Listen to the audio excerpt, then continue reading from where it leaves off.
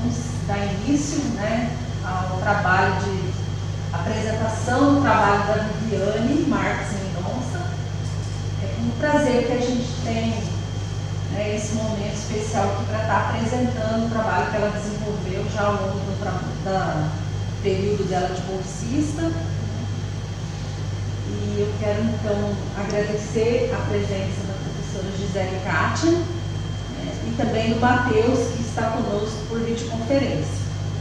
Agradeço a disponibilidade e nós estamos aqui, então, Viviane, interessados em conhecer qual foi o trabalho que você desenvolveu e realizou como pesquisa. Tá? Fique à vontade, você tem 30 minutos para a apresentação. Boa tarde, gente. Primeiramente, eu quero agradecer a presença de todos vocês. Para mim, a presença de vocês me significa apoio, né? Muito obrigada, professora Norlene, pela presença. Também quero agradecer a minha banca, a professora Gisele Kátia, o doutorando Matheus Nunes, que faz doutorado na UFG, e o professor Rodrigo Aranda, que é suplente, né, que mandou umas conexões pelo meu e-mail. Também quero agradecer especialmente a minha orientadora, a professora Simone, por todo o apoio durante todo o período da faculdade. Bom, para quem não me conhece, o meu nome é Viviane Marques Mendonça. Eu sou aluna da Biologia, licenciatura, não sou do bacharel. E o meu trabalho, ele é uma parte do projeto TELD, né, que é os projetos de pesquisas ecológicas de longa duração. E o meu trabalho tem como título os fatores ambientais relacionados à distribuição dos grupos funcionais do fitoplâncton em planície de inundação. Bom, para começar, eu queria falar um pouquinho sobre a comunidade do fitoplâncton. Essa comunidade é muito diversa, né, composta por organismos fotossintetizantes e que vivem na coluna d'água. Então, nós temos fitoplâncton de água marinha e água doce, no caso da minha pesquisa de água doce. E essa comunidade é muito importante, né, porque ela constitui a base da cadeia alimentar e também ela apresenta uma grande importância na produção de oxigênio para a nossa atmosfera. Sabendo disso, nós também sabemos que essa comunidade ela é muito sensível aos fatores ambientais, né? Então, como a disponibilidade de luz, a disponibilidade de nutrientes, o tipo de ambiente, o nível hidrológico, tudo isso modifica, né, os parâmetros biológicos dessa comunidade. Então, ela vai se modificar. Ela modifica o quê? Ela modifica a sua abundância, a sua diversidade, a sua riqueza e também os grupos funcionais. Bom, no caso da nossa pesquisa, ela é realizada no plano de inundação, que são ambientes característicos do Pantanal. No plano de inundação, nós temos variações tanto temporal, né, que são os períodos de cheias e secas, e também nós temos variações espaciais, que são os ambientes, são os diferentes ambientes, né? E esse pulso de inundação que determina, né, as secas e cheias, ele é o principal direcionador da comunidade. Então, no período de seca, nós temos aqui o rio principal e os ambientes adjacentes, né? Esses ambientes eles não apresentam uma conexão. A comunidade biológica e os fatores ambientais eles tendem a ser heterogêneos, né? A composição de nutrientes, né? A composição dos organismos. E o fitoplâncton ele tende a responder de que forma? Ele tende a aumentar a sua abundância, que é a quantidade de indivíduos, e uma pequena riqueza, que é a quantidade de espécies. Já quando nós temos um período de águas altas, um período de cheia, os ambientes eles tendem a se conectar, né? Então aqui acontece uma homogeneização do ambiente. Então a gente tem espécies semelhantes, né, em condições semelhantes. E o fitoplâncton ele tende também a responder de uma forma contrária. Então ele diminui a abundância, que é a quantidade de indivíduos, e aumenta as espécies. Só que essa dinâmica de pulso de inundação, ela vem mudando com o passar dos anos, né? O Pantanal ele vem cada vez mais apresentando períodos de secas, né? E os autores e as pesquisas, elas já vêm alertando, né, as consequências que isso pode implicar no ambiente. Desculpa, gente. E que essa autora, a Emen, em 2021, ela já havia falado, né, que essa mudança, esse aquecimento, ele pode aumentar a biomassa do fitoplâncton.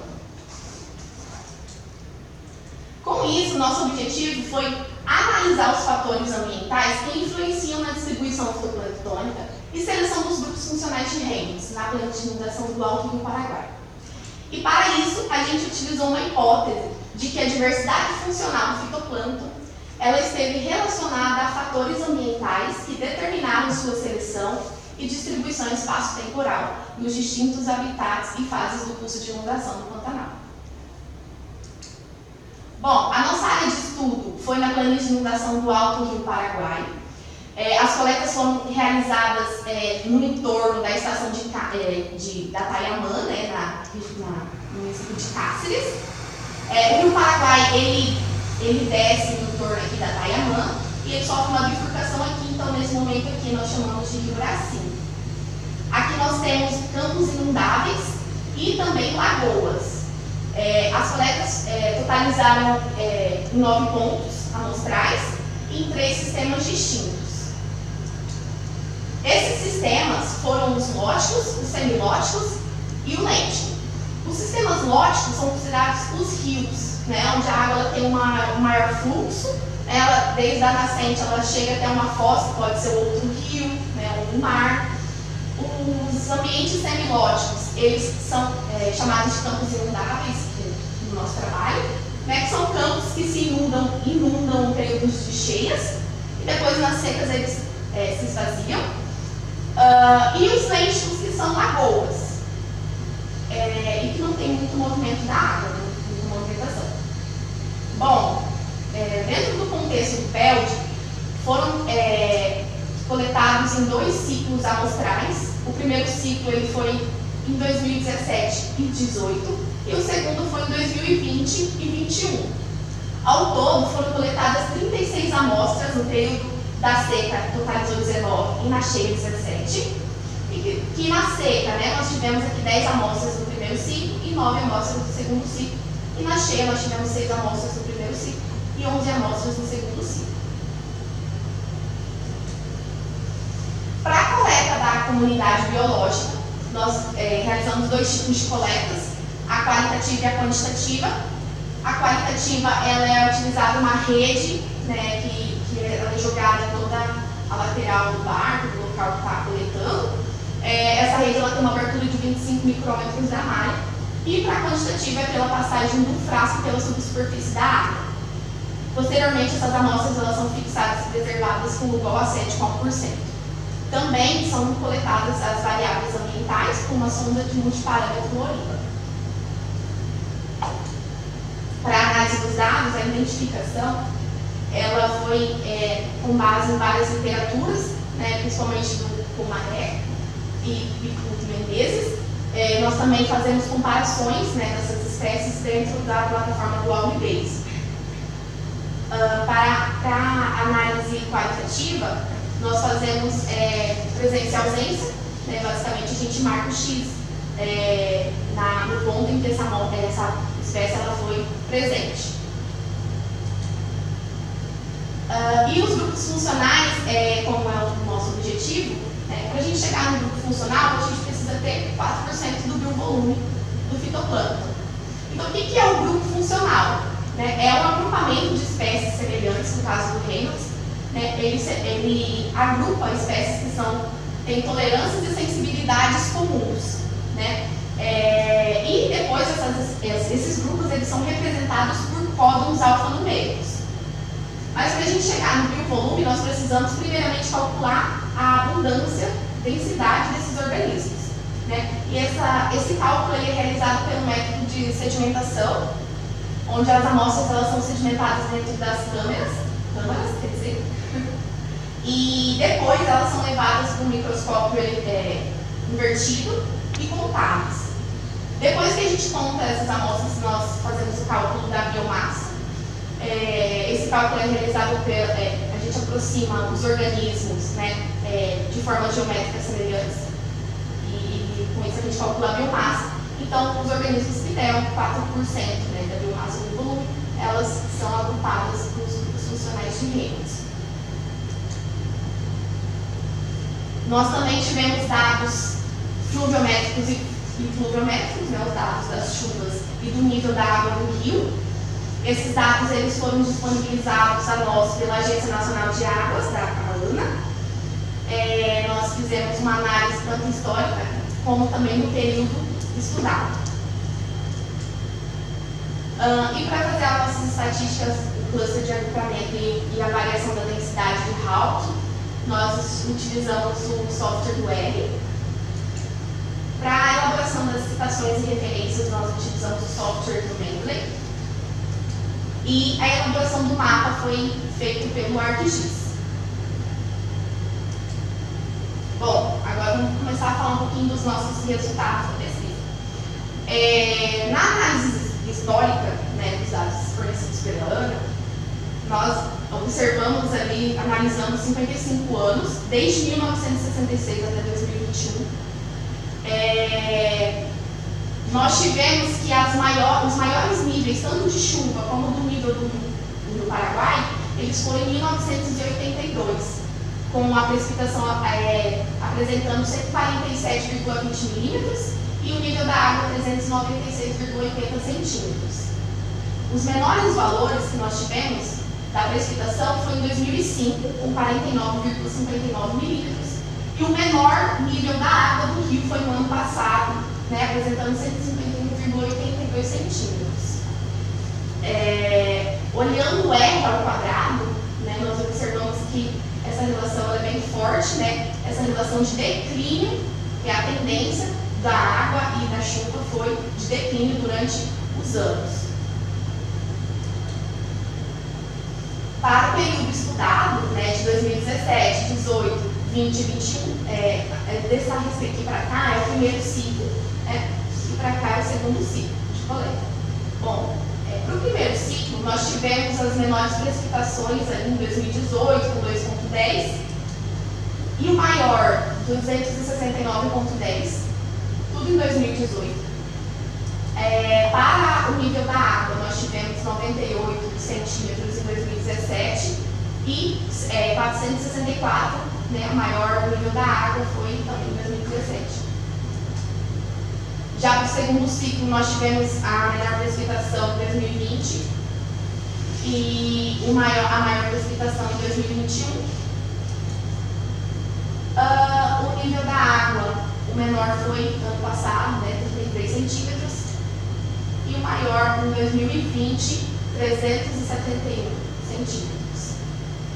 O R ao quadrado, ele não teve uma relação muito forte, mas ele demonstrou um declínio também dos valores de precipitação e nível da água do rio.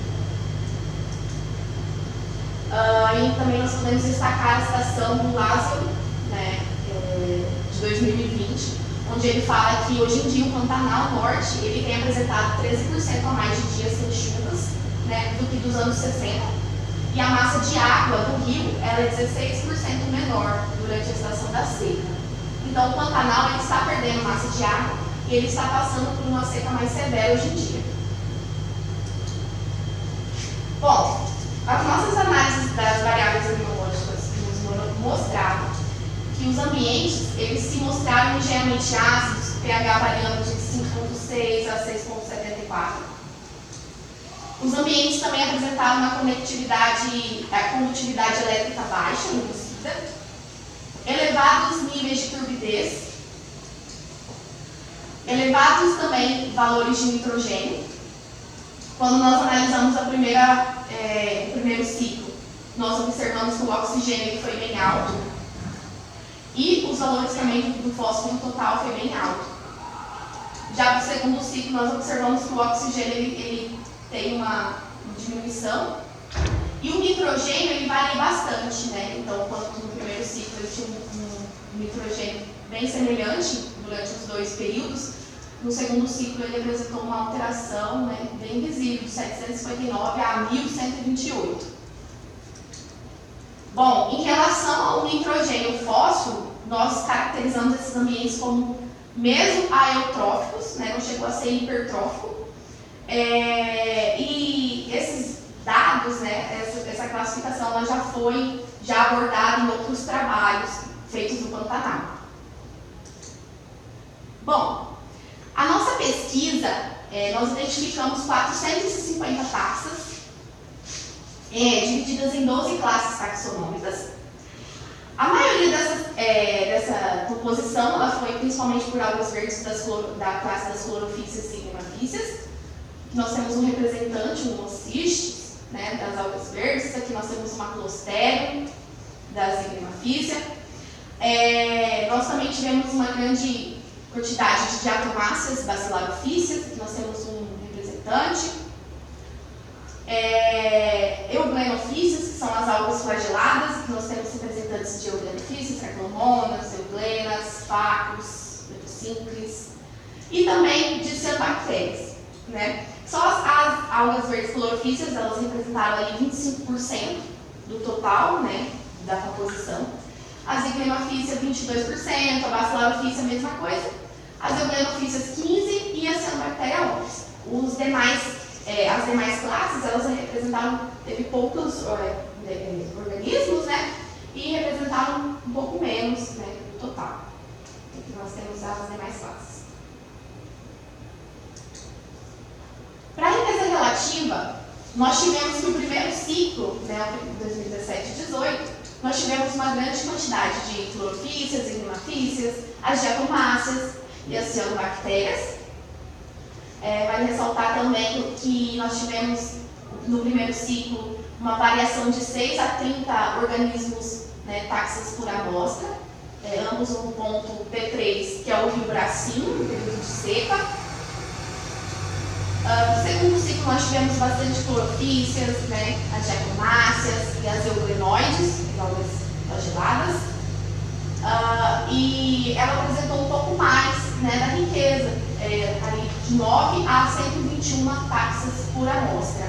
A menor sendo no campo, no período de seca, 21, e a maior também no rio Bracinho, né, na cheia de 2020.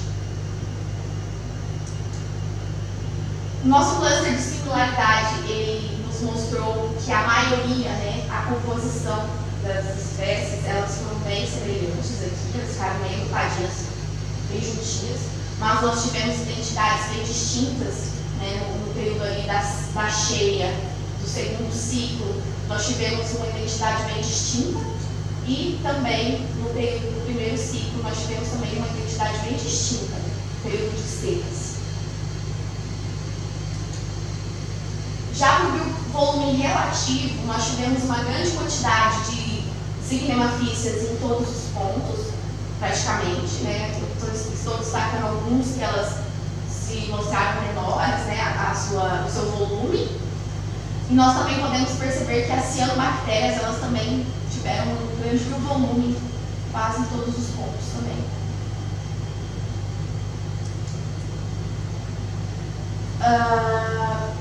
Quando a gente olha para o grupo funcional, o primeiro ciclo, ele teve 13 grupos funcionais, no total de 19.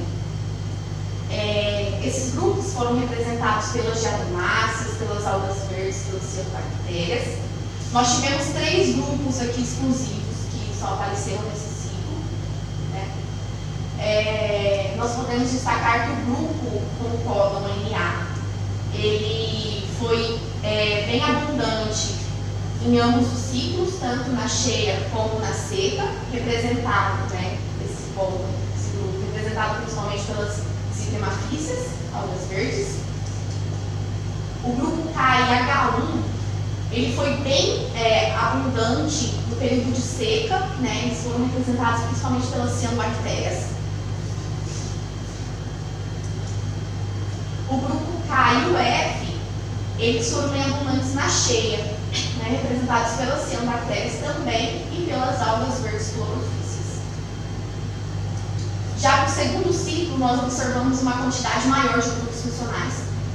De 19, nós tivemos 16, né, nesse ciclo, representadas ali pelas diatomáceas, pelas algas verdes e cianobactérias, igual no primeiro ciclo, só que nós tivemos também as algas flageladas, né, exclusivas aqui desse ciclo.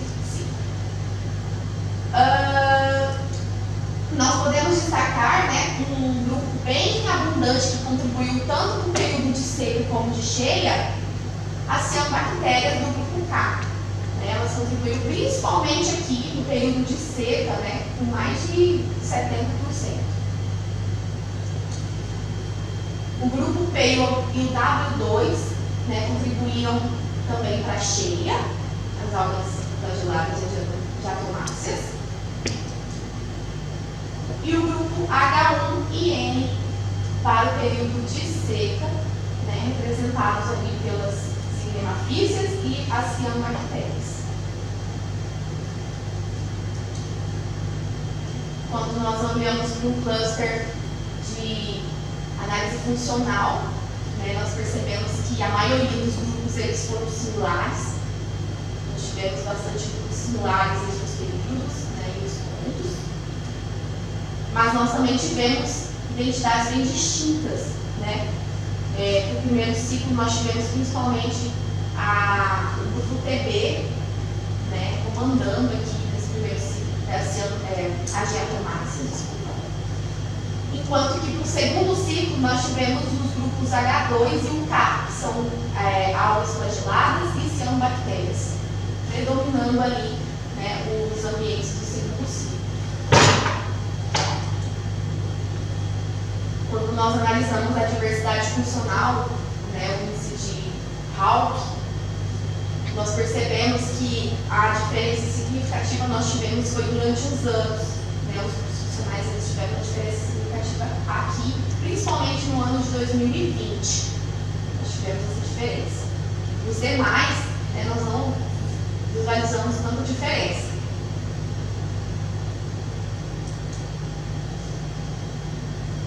Bom, então, com todos os nossos resultados, né, nós podemos concluir que, durante o período de pesquisa, essa comunidade ela foi muito rica, né, ela foi bem especiosa, nós tivemos muitas espécies, 450 classes. Né.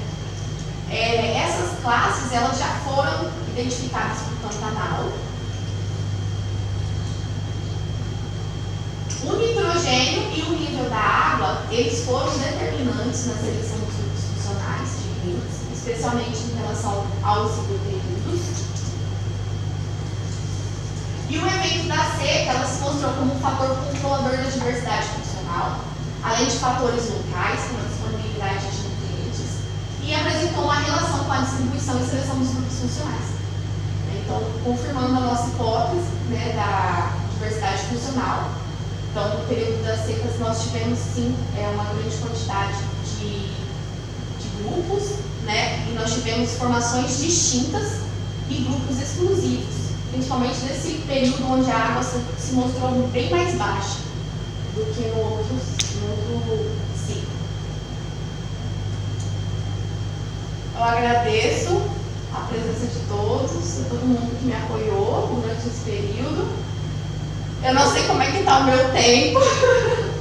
Vamos falar. 5 minutos. Eu agradeço a todo mundo que fez parte, né?